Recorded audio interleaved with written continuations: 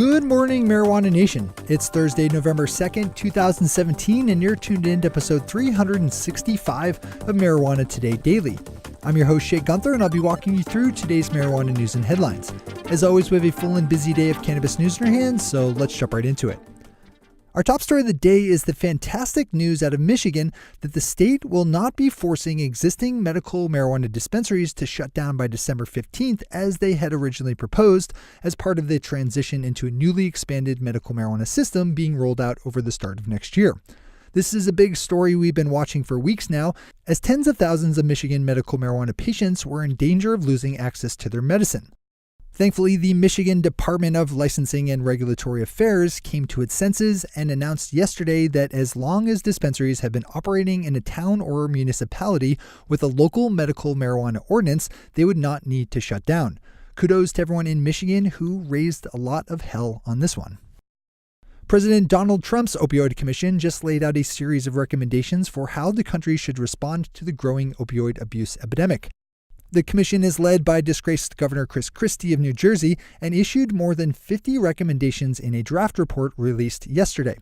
The plan is as notable for what it doesn't include as much as for what it does, making no mention of using methods clinically proven to help reduce the harms of opioid use like medical marijuana and safe injection rooms. This shouldn't be terribly surprising, though, given how backward and regressive Governor Christie's views are on medical cannabis. With the Trump administration showing no signs of actually wanting to do something about the opioid epidemic, his commission doesn't get much farther down the road since they're unable to actually divert any new funding to the fight. Swing over to the Washington Post for more details there. As always, we have all the news we cover linked to on our website at mjtodaydaily.com and on our Twitter account at mjtodaydaily. Our final top story of the day was picked up by Mona Zhang over at Forbes as the U.S. Food and Drug Administration issued letters on Tuesday to a number of manufacturers of CBD-infused products, warning them about going too far in making health claims about CBD. The FDA sent letters to CBD companies located in California, New Jersey, Georgia, Ohio, Michigan, Colorado, and Florida, outlining the specific claims each were making on their website about the health benefits of CBD. Each of the companies targeted with a letter has 15 days to get in compliance and to inform the FDA of the corrections. We'll report back if anything new develops out of this one. Those are our top stories for today. It's time for Marijuana Today Daily Headlines Blitz.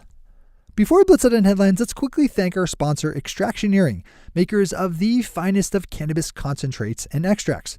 If your local dispensary doesn't carry Extractioneering products, tell them they need to.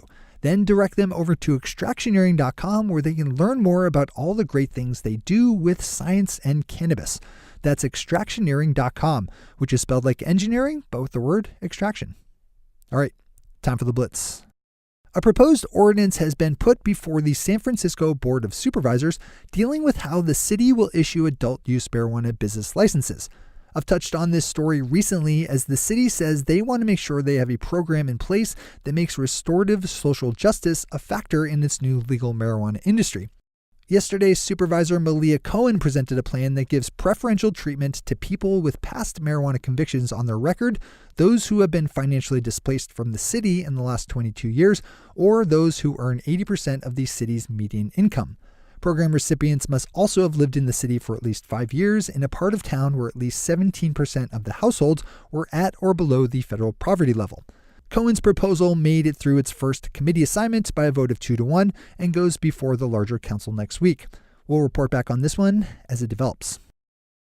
Yesterday, the Nevada Tax Commission voted to extend the rules and regulations that had been put in place earlier this year to allow for the sale of adult-use marijuana within the state's medical marijuana system ahead of the official January 1st rollout date. This is another story we've been covering a lot in the last few months as a legal battle over who gets to distribute cannabis in the state was waged in court. Under the extension of the rules passed yesterday, an earlier court order protecting distribution licenses for the state's alcohol distributors stands, but the non-booze companies who managed to get distribution licenses this summer will be able to keep them for a year following the date they were issued.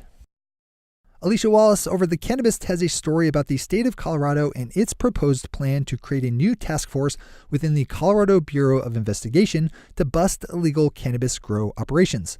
The new task force would be funded with an initial allocation of $1.2 million from the state's marijuana tax revenue and was detailed in Governor John Hickenlooper's just released budget proposal for fiscal year 2018-2019. Pennsylvania just launched their new online registry system for patients and caregivers under its new medical marijuana program. The health department also announced yesterday that more than 100 doctors in the state have been given the green light to recommend medical marijuana to patients and that a second grower-processor license had been handed out. Canada is working to implement nationwide adult use legalization by next year, but is leaving many of the details for how it will work up to its individual provinces. Newly proposed legislation in the province of Ontario, which is planning to centrally control its marijuana industry, would impose steep fines and penalties on unregulated dispensaries, including potential jail sentences and million-dollar fines for corporate interests. This is a good one to open up for all the details. Green Market Report is reporting on a new report that reportedly shows that the amount of hemp grown nationwide grew from 9,770 acres in 2006 to 23,343 acres this year, a jump of 138%. And finally for today, 3 police officers in California have been sentenced to community service after pleading no contest to misdemeanor charges stemming from a police raid on a medical marijuana dispensary in 2015. You might remember me reporting on this one earlier this year as the police officers were caught on camera consuming what appeared to be marijuana edibles stolen from the dispensary they had just raided. This was the case where one of the cops was caught on camera making disparaging comments about a disabled medical patient in the shop during the raid.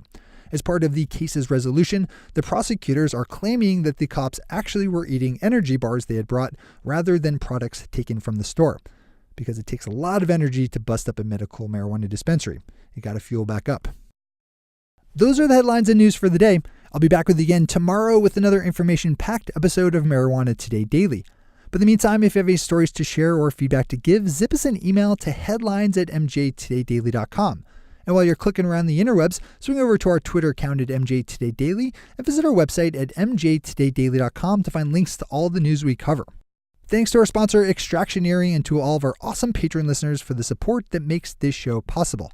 To join the illustrious ranks of the patron listeners yourself, swing over to our website at mjtodaydaily.com and click on that big blue button at the top of the page that says Become a Patron. I'm your host, Shay Gunther. Thanks for tuning in, starting your day with marijuana today.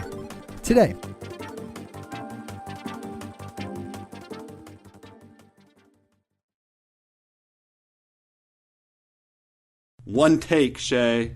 One take.